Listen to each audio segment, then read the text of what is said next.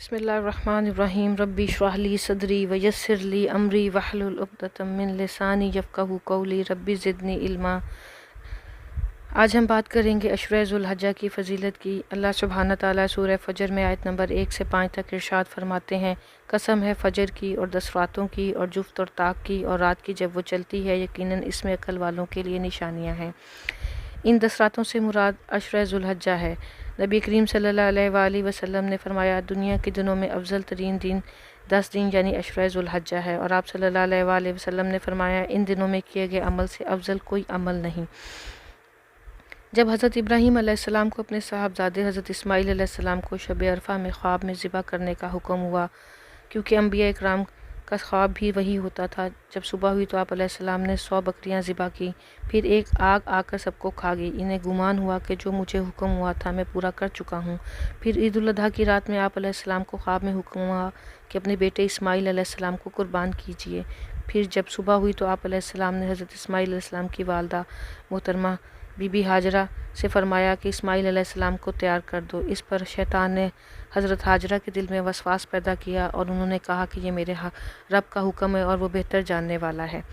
جب حضرت ابراہیم علیہ السلام اور حضرت اسماعیل علیہ السلام کو لے کر پہاڑ کے پاس پہنچے تو آپ نے حضرت اسماعیل علیہ السلام سے فرمایا کہ بیٹے، میں نے خواب میں دیکھا ہے کہ میں تمہیں ذبح کر رہا ہوں، بتاؤ تمہارا کیا ارادہ ہے؟ حضرت اسماعیل علیہ السلام نے عرض کی کہ ابا جان، جو کچھ آپ علیہ السلام کو حکم ہوا ہے آپ کر گزریں، لیکن جب مجھے زمین پر گرائیں تو ذرا مضبوط باندھ دیجیے گا تاکہ میرا خون آپ علیہ السلام پر نہ پڑے، اور تکلیف پر صبر کیجیے گا، اور میری والدہ کی خدمت میں میرا سلام پیش کیجیے گا، اور پوچھنے پر کہیے گا کہ اس کے حوالے کر کے آیا ہوں جو مجھ سے اور تم سے بہتر ہے۔ اس پر حضرت ابراہیم علیہ السلام نے اللہ تعالیٰ سے رحم کی دعا کی۔ اس وقت حضرت اسماعیل علیہ السلام کی عمر 7 سال تھی۔ جب حضرت ابراہیم علیہ السلام کی اس فریاد پر فرشتے سسکیاں لے کر رونے لگے اور آسمان کے دروازے کھل گئے، حضرت ابراہیم علیہ السلام نے حضرت اسماعیل علیہ السلام کو چہرے کے بل زمین پر گرا لیا اور ان کی شہ رگ پر چھری چلانا شروع کی، لیکن چھری کاٹتی نہ تھی۔ اللہ تعالیٰ نے جبرائیل علیہ السلام کے پاس وحی بھیجی کہ چھری کو روکو۔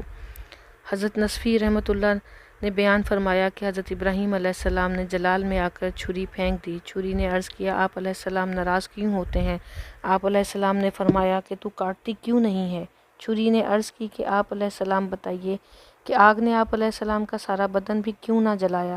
حضرت ابراہیم نے فرمایا کہ اللہ تعالیٰ کی طرف سے حکم آیا تھا کہ اے آگ ابراہیم پر سلامتی والی ٹھنڈی ہو جا۔ چھری نے عرض کی کہ اے ابراہیم، میرے لیے 70 بار یہ حکم آ چکا ہے کہ ذرا بھی مت کاٹ۔ حضرت اسماعیل علیہ السلام نے اپنے ابا جان سے یہ بھی عرض کی تھی کہ میری رسی کھول دیجیے گا تاکہ لوگوں کو ایسا نہ لگے کہ آپ نے زبردستی میرے ساتھ یہ عمل کیا ہے۔ اسی وقت حضرت جبرائیل علیہ السلام وہ مینڈھا لے کر زمین پر پہنچے جس کی حضرت آدم علیہ السلام کے بیٹے حابیل علیہ السلام نے قربانی دی تھی۔ جب حضرت اسماعیل علیہ السلام نے مینڈھے کو ذبح کیے ہوئے دیکھا تو رو دیے۔ ان سے کہا گیا کہ خوشی کے وقت آپ علیہ السلام کیوں روتے ہیں؟ تو حضرت اسماعیل علیہ السلام نے عرض کی کہ وہ شخص کیسے نہ روئے جس کو حبیب نے دور کر دیا ہو اور اس کی قربانی نامنظور کی ہو۔ حضرت جبرائیل علیہ السلام نے عرض کی کہ ابراہیم علیہ السلام، اللہ تعالیٰ نے آپ کو صبر کی بدولت ایک مقبول دعا عطا کی ہے، اس لیے آپ علیہ السلام اور آپ کے بیٹے امتحان میں کامیاب ہو گئے ہیں۔ حضرت ابراہیم علیہ السلام نے عرض کی کہ یا اللہ، حضرت محمد صلی اللہ علیہ وآلہ وسلم کی امت میں سے کسی پر عذاب نہ کرنا۔ یہ سن کر حضرت جبرائیل علیہ السلام نے کہا، اللہ اکبر، اللہ اکبر۔ حضرت اسماعیل علیہ السلام نے پڑھا، لا الہ الا اللہ واللہ اکبر، اور حضرت ابراہیم علیہ السلام نے فرمایا، وللہ الحمد، اور ان کلمات کو اللہ تعالیٰ اور نبی کریم صلی اللہ علیہ وآلہ وسلم نے اس قدر زیادہ پسند فرمایا کہ انہیں پڑھنا واجب قرار دے دیا گیا۔ عرفہ کی صبح نماز فجر سے ایام تشریق کے آخری دن نماز عصر تک تکبیر پڑھنا واجب ہے۔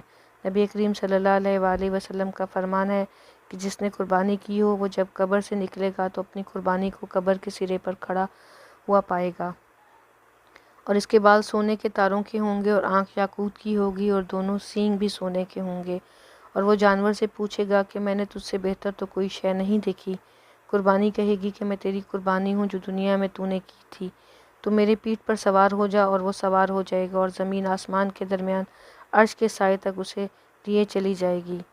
نبی کریم صلی اللہ علیہ وآلہ وسلم نے فرمایا اپنی قربانیوں کی تعظیم کیا کرو، وہ پل صراط پر تمہاری سواریاں ہوں گی۔ نبی کریم صلی اللہ علیہ وآلہ وسلم نے ایک اور جگہ فرمایا جو عید کے دن 300 بار سبحان اللہ و بحمدہ پڑھ کر مسلمان مردوں کو اس کا ثواب بخشتا ہے تو ہر قبر میں 1000 انوار داخل ہوتے ہیں، اور جب وہ مرے گا تو اللہ تعالیٰ اس کی قبر میں 1000 نور داخل فرمائے گا۔ وہاب بن منبع رضی اللہ تعالیٰ عنہ بیان کرتے ہیں کہ ہر عید کے دن شیطان چلاتا ہے، سارے شیطان اس کے پاس جمع ہو جاتے ہیں اور کہتے ہیں اے ہمارے سردار تجھے کیوں غصہ آ رہا ہے؟ کیا آسمان یا زمین سے کچھ نازل ہوا ہے تاکہ ہم اسے توڑ پھوڑ دیں؟ شیطان کہتا ہے کہ آج کے دن اللہ تعالیٰ نے امت محمدی صلی اللہ علیہ وآلہ وسلم کو بخش دیا، تمہیں چاہیے کہ گناہوں اور شراب خوری میں انہیں مشغول رکھا کرو تاکہ اللہ تعالیٰ کا ان پر غضب ہو۔ حضرت انس سے روایت ہے کہ رسول اکرم صلی اللہ علیہ وآلہ وسلم نے فرمایا کہ جو دونوں عیدوں میں نماز عید کی ادائیگی سے پہلے 400 مرتبہ لا الہ الا اللہ وحدہ لا شریک لہ لہ الملک ولہ الحمد یحیی و یمیت وہو حی لا یموت بیدہ الخیر وہو علی کل شیء قدیر پڑھے گا، اللہ تعالیٰ 400 حوروں سے اس کا نکاح کرے گا اور 400 غلام آزاد کرنے کا ثواب عطا فرمائے گا، اور اللہ تعالیٰ فرشتوں کو مقرر فرما دے گا جو قیامت تک اس کے لیے شہر آباد کریں گے اور درخت لگاتے رہیں گے۔ زہری رحمۃ اللہ فرماتے ہیں کہ جب سے میں نے حضرت انس سے یہ سنا کبھی اس عمل کو نہیں چھوڑا، اور حضرت انس فرماتے ہیں کہ جب سے میں نے رسول اکرم صلی اللہ علیہ وآلہ وسلم سے یہ سنا میں نے بھی کبھی اس کو نہیں چھوڑا۔ اللہ سبحانہ تعالیٰ نے عید الاضحیٰ کو عید الفطر پر فضیلت عطا فرمائی ہے۔ اس کی وجہ یہ ہے کہ عید الاضحیٰ تمام سال کے افضل دنوں میں واقع ہے، یہ ذوالحجہ کے پہلے 10 دن ہیں۔ حضرت ابی امامہ رضی اللہ تعالیٰ عنہ روایت کرتے ہیں کہ نبی کریم صلی اللہ علیہ وآلہ وسلم نے فرمایا کہ جو عید کی رات عبادت کرتا ہے جس دن دل مردہ ہو جائیں گے اس کا دل مردہ نہ ہوگا۔ نبی کریم صلی اللہ علیہ وآلہ وسلم نے فرمایا کہ ذی الحجہ کی پہلی رات کو حضرت ابراہیم علیہ السلام کی پیدائش ہوئی تھی، پس جو شخص اس دن روزہ رکھتا ہے اس کے 80 برس کا کفارہ ہو جاتا ہے۔ حضور اکرم صلی اللہ علیہ وسلم کا فرمان ہے کہ اللہ دنیا کے دنوں میں سب سے بہترین دن عشرہ ذوالحجہ کے ہیں اور کوئی دن محبوب نہیں، اس میں اس کی عبادت کی جائے۔ ان دنوں میں ایک دن کا روزہ سال بھر کے روزوں کے برابر ہوتا ہے۔ نبی کریم صلی اللہ علیہ وآلہ وسلم نے فرمایا ذوالحجہ کے پہلے عشرے میں ہر دن کا روزہ شب قدر کی عبادت کے برابر ہوتا ہے، اسے ترمذی نے روایت کیا ہے۔ حضرت سفیان ثوری رحمۃ اللہ فرماتے ہیں کہ میں ذوالحجہ کے پہلے عشرے میں بصرہ کے قبرستان میں رہا کرتا تھا، مجھے ایک قبر سے نور نکلتا ہوا دکھائی دیا تو مجھے اس سے تعجب ہوا۔ اسی وقت ایک آواز آئی کہ اے سفیان، عشرہ ذوالحجہ کے روزے اپنے لیے لازم کر لو تو تمہیں بھی اپنی قبر میں ایسا ہی نور دکھائی دے گا۔ سبحان اللہ۔ نبی کریم صلی اللہ علیہ وآلہ وسلم نے فرمایا جو عرفہ 9 ذی الحج کے دن روزہ رکھتا ہے اللہ تعالیٰ اس کو تمام مسلمانوں کے برابر ثواب عطا فرماتا ہے، اور 70,000 فرشتے قیامت کے میدان تک اس کے ساتھ جائیں گے، اور میزان کے قائم ہونے کے وقت اور قیامت کے میدان سے پل صراط تک اور پل صراط سے جنت تک جائیں گے، اور ہر قدم اس کی سواری چلتی جائے گی اور اس کو نئی نئی بشارتیں سناتی جائے گی۔ حضرت انس نے فرمایا ذی الحجہ کے پہلے 10 دن کا روزہ 1000 روزوں کے برابر ہے، اور عرفہ 9 ذی الحج کا روزہ 10,000 روزوں کے برابر ہے۔ نبی کریم صلی اللہ علیہ وآلہ وسلم نے فرمایا جب عرفہ یعنی 9 ذی الحج کا دن ہوتا ہے تو اللہ تعالیٰ اپنی رحمت کو پھیلا دیتا ہے، بس اس دن سے زیادہ کسی دن آزادی و رہائی نہیں ہوتی، اور عرفہ کے دن جو دنیا اور آخرت کی کوئی حاجت اللہ سے طلب کرتا ہے تو اللہ سبحانہ تعالیٰ اسے پورا فرما دیتے ہیں، اور عرفہ کے دن کا روزہ 1 سال کے گزشتہ اور 1 سال آنے کے گناہوں کا کفارہ کر دیتا ہے۔ حضرت فضل بن عباس رضی اللہ تعالیٰ عنہ روایت کرتے ہیں کہ رسول اکرم صلی اللہ علیہ وآلہ وسلم نے فرمایا کہ جو عرفہ کے دن اپنی زبان، آنکھ اور کان کی حفاظت کرتا ہے اس کے آئندہ عرفہ تک کے گناہ بخش دیے جاتے ہیں۔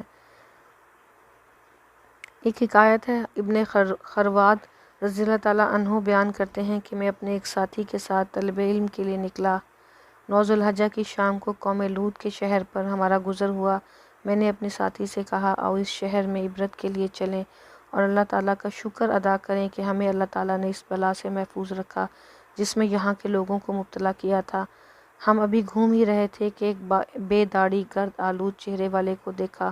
ہم نے اس سے پوچھا تم کون ہو؟ اس نے ہمارے سوال کا کوئی جواب نہ دیا۔ پھر ہم نے اس سے کہا شاید تو شیطان ہے۔ وہ بولا ہاں۔ پھر ہم نے پوچھا تیرا کہاں سے آنا ہوا؟ اس نے کہا میں عرفات سے آ رہا ہوں۔ ان لوگوں سے جو 50 برس سے گناہ میں مبتلا تھے، انہیں دیکھ دیکھ کر میرا دل کو خوشی ہوتی تھی، لیکن آج ان پر اللہ تعالیٰ کی رحمت نازل ہو گئی، اس لیے اپنے سر پر خاک ڈالتا ہوں۔ عمل قوم لوط کو دیکھنے آیا ہوں جن پر اللہ تعالیٰ کا غضب ہوا تھا، تاکہ دل کو ٹھنڈک محسوس ہو اور غم دور ہو جائے۔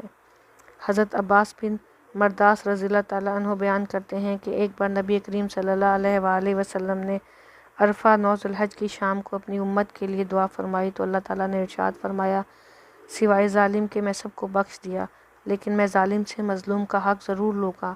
آپ صلی اللہ علیہ وآلہ وسلم نے عرض کی کہ اے رب، اگر آپ چاہیں تو مظلوم کو جنت عطا فرما کر خوش کر دیں اور ظالم کو بخش دیں، لیکن عرفہ کی شام کو یہ بات مقبول نہ ہوئی۔ جب مزدلفہ میں آپ صلی اللہ علیہ وآلہ وسلم کو صبح ہوئی تو آپ صلی اللہ علیہ وآلہ وسلم نے پھر اسی دعا کو دہرایا۔ اس وقت آپ صلی اللہ علیہ وسلم کی دعا مقبول ہوئی اور حضور نبی کریم صلی اللہ علیہ وسلم ہنس پڑے۔ حضرت سیدنا ابوبکر صدیق رضی اللہ تعالیٰ عنہ اور حضرت عمر فاروق نے اس کا سبب پوچھا تو آپ نے فرمایا کہ اللہ تعالیٰ کے دشمن ابلیس کو جب معلوم ہوا کہ اللہ تعالیٰ نے میری دعا قبول فرما لی اور میری امت کو بخش دیا تو مٹی لے کر اپنے سر میں ڈالنے لگا اور اپنی تباہی اور بربادی پکارنے لگا۔ بس اس کی یہ گھبراہٹ دیکھ کر مجھے ہنسی آ گئی۔ اللہ سبحانہ تعالیٰ ہمیں عشرہ ذو الحجہ کے ان 10 دنوں میں عبادت کرنے کی توفیق عطا فرمائے اور ہماری اس عبادت کو اور روزوں کو اپنے بارگاہ الہی میں قبول فرمائے، اور جو لوگ اللہ کی بارگاہ الہی میں حج کے لیے حاضر ہو رہے ہیں، اللہ ان کے حج کو قبول و مقبول فرمائے۔ وآخر الدعوانا ان الحمد للہ رب العالمین۔